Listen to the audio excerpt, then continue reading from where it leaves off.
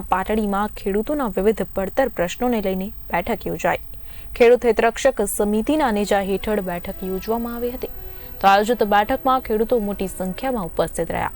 12,000થી વધુ ખેડૂતો પાક નિષ્ફળ સહાયથી વંચિત હોવાનું જાણવા મળ્યું છે।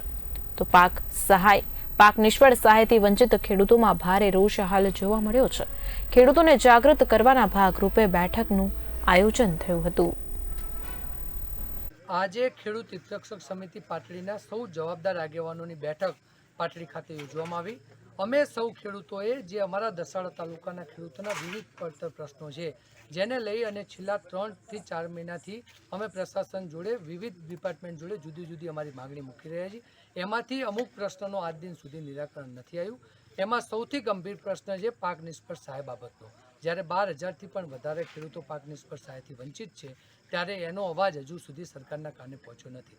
આજે ખેડૂતના સૌ પ્રતિનિધિઓએ સંયુક્ત રીતે નક્કી કર્યું છે કે આગામી દિવસોમાં દસાડાના દરેક ગામમાં રાત્રિ બેઠક કરી અને ખેડૂતોને વિવિધ પડતર પ્રશ્નોના મુદ્દે જાગૃત કરવામાં આવશે અને આવનાર સમયમાં આ સરકાર જે ઊંઘમાં છે ખેડૂતોનો અવાજ એમના સુધી નથી પહોંચતો એને વિશાળ સંખ્યામાં ખેડૂતોને પાટડી ખાતે એકત્રિત કરી અને સરકારને જગાડવાનો પ્રયત્ન કરવામાં આવશે।